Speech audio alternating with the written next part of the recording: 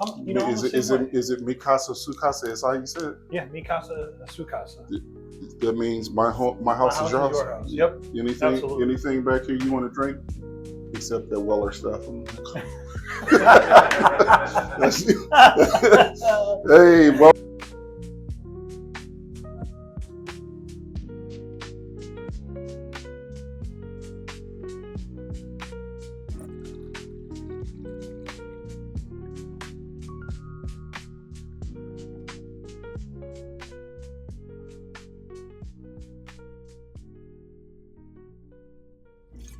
Hey, welcome back, everybody. Welcome back. Welcome back. Listen, we are going to be doing a segment. Jason and Arbor just don't know.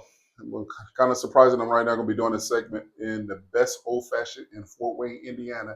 Oh yeah. Yes, sir. Okay. But I heard that through the grapevine, we have somebody in our group that makes a pretty daggum good old fashioned. I mean, I'm not going to try and pat myself on the back, but I do make a good old fashioned, and that leads us right into what we're going to do today. We're going to make an old fashioned. I do have to ask. Yeah. Yeah. Why so many different bitters? It's what you want. It's what your flavor. It depends on what you want for the day. It depends on what bourbon you're using. Mm-hmm. Depends on if you're going to use a rye. If you are a person that likes um, tobacco flavor, Yep. and you don't have a tobacco finished bourbon, let's say, okay, like the chicken cock that we just reviewed, Yep. or one of the Penelope cigar finishes. Well, then grab some Turkish tobacco bitters. This is going to add a whole nother level of flavor to it. Traditional old fashions are Angostura bitters, sometimes orange bitters, Mm-hmm. or depending on the place that you go, they may use Paychards bitters. It all depends on where you go. And then if you go to like Wisconsin, they will put an orange wedge in there with a maraschino cherry, and they muddle it up real well. Like that's the American old fashioned. What we're gonna do is a European style old fashioned. That's how I like to drink mine.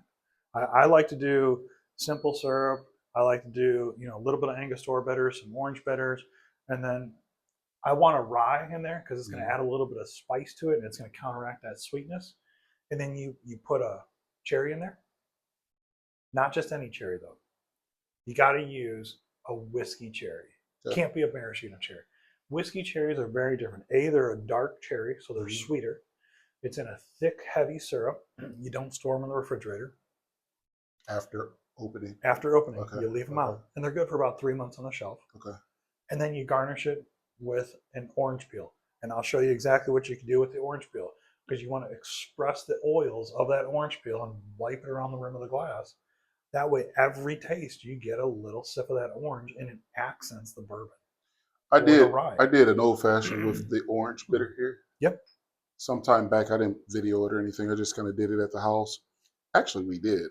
You did video it. We did a video, and I did the orange bitter, and got chewed up down one side and down the other. So they were like, instead of using the orange bitter, go and use Contra. It was really sweet. It will. And I lost a lot of the whiskey flavor because the Contra is it's really potent, thick and heavy. Yep.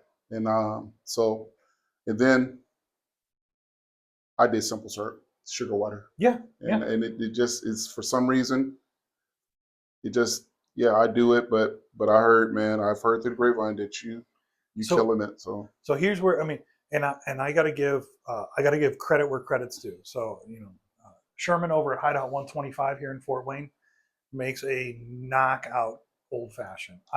My wife and I like going to Hideout 125 for drinks. The bar is amazing. They just opened their new restaurant, but they do something that some of the high end restaurants do, high end bars do. They make their own simple syrup. Yes. We were on the dinner side, and we were getting ready to leave, and I just so happened to look over, and it says Speakeasy. Yeah. Bro, do you not know I walked up in there, and I was like, oh, holy grail. They had Stag. Oh, yeah. They had Stag on the bar. Yeah. On pours, right? And the pours were very reasonable. Really? Yes, sir. Reasonable on Stag, and I'm like. So if they're reasonable on Stag, they're reasonable everything else. But what makes them, the Hideout, the Black Canyon restaurants here in Fort Wayne, or any restaurant across the country, it's a simple syrup. Mm-hmm. They make their own simple syrup, and it's a 2-to-1 ratio as your simple syrup. Okay. If you're using a dark alcohol, such as bourbon or rye, you want a dark sugar. So I use sugar in the raw or Ternadino sugar. Okay, that's what this is. Yep. You can see it's even crystallizing here down at the bottom of this thing because I've had this. But bro, listen. But this is what restaurants do. Old fashioned, a traditional old fashioned. So we're going to use Angostura bitters, and we're going to use orange bitters. Okay. Now the key to this is a mixing glass. Okay. I always tell everybody use a mixing glass. You can use this is just a cocktail mixing glass we picked up at the store. You can use whatever you want, but you want to use a mixing glass, and you want to have a strainer to be able to do this. So since we're going to make 2 of these, we're going to make one for you, one for me here. So I'm going to do 6 dashes of Angostura bitters, okay? There's 6 of that. And then we're going to do 6 dashes of orange bitters too, okay? Because orange and bourbon, or orange and rye, they go together. Now here's where the controversy comes in. As soon as you open that up, you can smell it, can't you? Oh, it's so potent. It kicked up. Yep. Do you like sweeter, or do you like spice? I want the spice end of it. I don't want it. You don't want it super sweet. No. All right. So super sweet, I'm going to tell you do 1 bar spoon of simple sugar. Okay. So 1 bar spoon, or a 1/4 tablespoon, or a teaspoon of it is going to be enough. So since we're making 2 of these, we're going to put 2 of them on here. Okay. We'll do 2 bar spoons of simple sugar. 1, 2. Now, the reason I tell everybody to use a mixing glass like this is you want to be able to chill this down as quickly as possible. You don't want the ice in your rocks glass to dilute. You want that to maintain it at temperature. Okay. So I don't have a thing here, but we're going to eyeball this. How about that? That's all right. All right.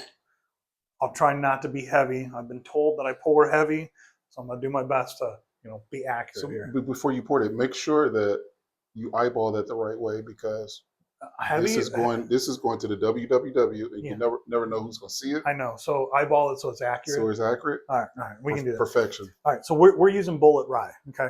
We're using a rye because we want a little bit of that spice. Now, if you want something sweeter, use a wheated bourbon. If you want something that's going to get a combination of the rye, the spice, and the sweetness, then use a 4-grain. It's all up to you. I mean, I've seen places that use Eagle Rare 10-year as their well drink, and that's what their well bourbon, and that's what they make their old fashions with. But why rye? Why old fashioned for rye? Because it gets it balances out between the sweetness of the simple syrup and the spice of the rye. Gotcha. So if you want something super sweet, then do a wheated bourbon, because you're going to get sweet. But I think it's too sweet personally. Bro, the cup smelling good. I'm not gonna lie. I know, right? All right, so we'll call that 4 ounces of bourbon. I'm good. Okay. Here's the trick. You want to mix this up. Everybody says until it's chilled. Okay? I'll hold this up so everybody can see it here. But we got a nice big solid rock in here for our ice cube.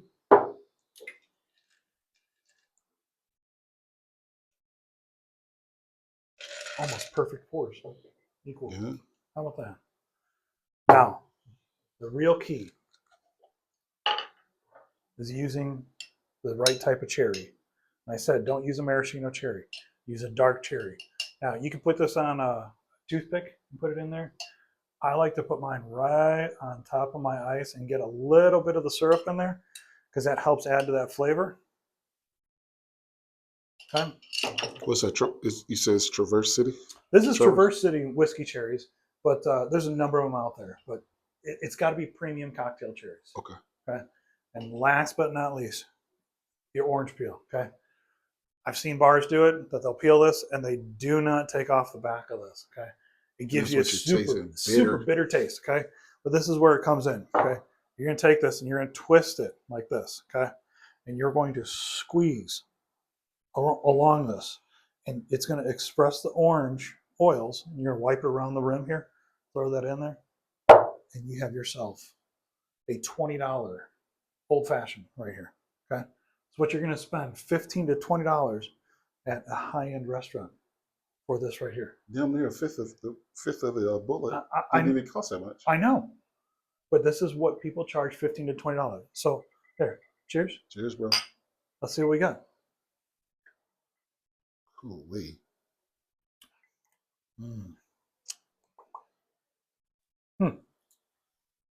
The right amount of sweet, right amount of spice. Super well balanced. You get the orange, you get the cherry flavors, you taste the sugars.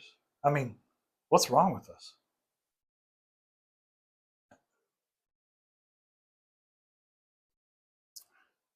This is my favorite drink, hands down. I was reading on it online. That and the Manhattan started the That's what started. the whole thing out. And it goes down so easy. That's the scary part. So when this video comes out, all of the mix and everything is going to be down in the descriptions. Yep. If you follow it to the T, this is like good as new sliced bread. This is good, man. And see, I make my old fashions, and I'm not gonna tell you that they're better. Yours is better than mine. I'm not gonna do that. That's right. I don't want to. I don't want to break your ego, your confidence. I don't want to tell you that this. All right. I don't want to tell you this tastes better than mine. I'm not gonna do that. But this is actually crazy. It's good. I'm like because that orange zest just, even when you pull it up to your nose to drink it, you smell it all the way down to the ice cube. Yeah. And go figure that out. Everything that you put in there, you can taste it. And now there's a million spins you can do on an old fashioned. Instead of simple syrup, you can use maple syrup. You can use agave. There's so many different things that you can do as a sweetener. If there's people who are diabetic and they can't use simple syrup, there's options out there for it. Monk fruit sweetener, for example, is a great option for diabetics because it doesn't increase the blood sugar. But if you guys see something that is unique for an old fashioned, we want to hear about it. We want to hear about it in the comments. If you want to see us do an old fashioned with the black walnut bitters or the Turkish tobacco bitters or even the cocoa bitters or the Paycharge and do something completely different, you want to hear about it with a different type of whiskey, bourbon, rye, whatever it is, hey, reach out to us, whether it's on our YouTube channel, our Facebook page, charredoakbourbon@gmail.com, anything. We're happy to answer questions for you guys. I mean, our goal. And this point on, man, I'm not going to even lie. This is spot on right here. So yeah, you guys want to hear drink recipes, something that is different than an old fashioned, whether it's a unique drink that you guys have tried. We want to hear about it. We're happy to try it.